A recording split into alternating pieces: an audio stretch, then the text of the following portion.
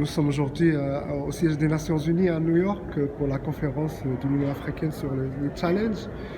Parlez-nous un peu de cette conférence, des thématiques qu'elle aborde aujourd'hui.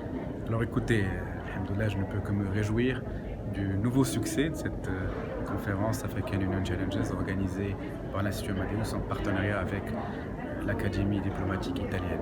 Je crois qu'aujourd'hui, 3 ans après le retour du Maroc au sein de l'Union africaine, il était important d'institutionnaliser un événement de cette ampleur aux Nations Unies. Ça démontre évidemment la pertinence de ce choix stratégique opéré par Sa Majesté le Roi Mohammed VI, du retour du Maroc au sein de sa famille institutionnelle, mais au-delà, de montrer la crédibilité du Maroc qui, 3 ans après son retour, devient un pays respecté au sein même de l'Union africaine à travers un leadership sur de nombreux domaines, notamment sur la migration. Comme je vous le rappelle, Sa Majesté le Roi a été désigné champion de la migration et le Maroc accueille l'Observatoire africain de la migration. Alors je crois qu'il était important de montrer tout ce dynamisme que peut apporter le Maroc, toute cette crédibilité dans le cadre onusien sur un sujet continental, certes, qui intéresse évidemment les Nations Unies, puisque aujourd'hui les challenges africains sont les challenges de l'Union africaine.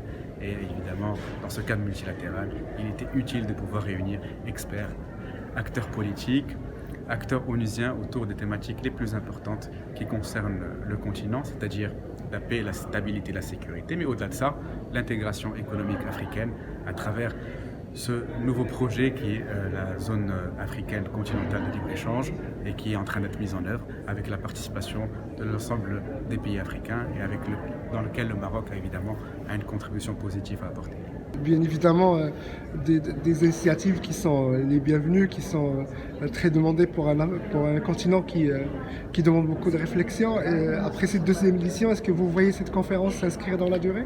Déjà, le fait qu'il y ait eu des éditions, c'est un signe de pérennisation.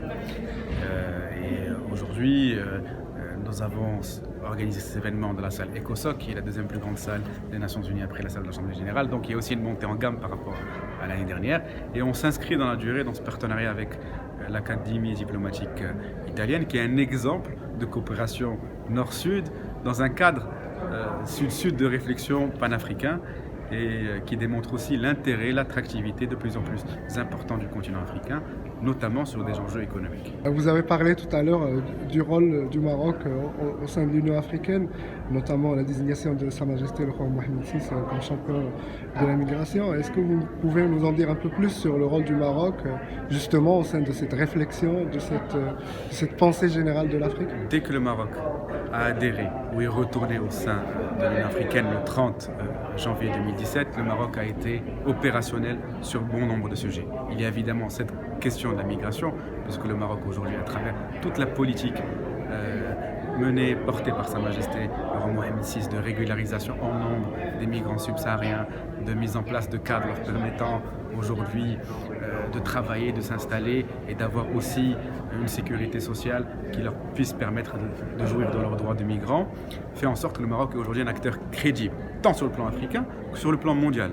La preuve, c'est que le Maroc a organisé fin 2018 le sommet mondial de la migration à Marrakech.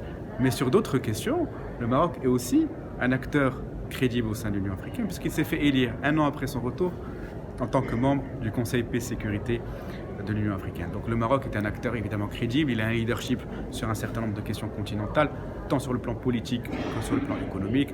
Le Maroc est le deuxième investisseur africain en Afrique, le premier investisseur africain en Afrique de l'Ouest. Évidemment, c'est un acteur incontournable du continent et c'est ce message que nous essayons de transmettre aujourd'hui au sein des Nations Unies avec le concours de personnalités marocaines mais aussi de hauts responsables onusiens et internationaux et africains.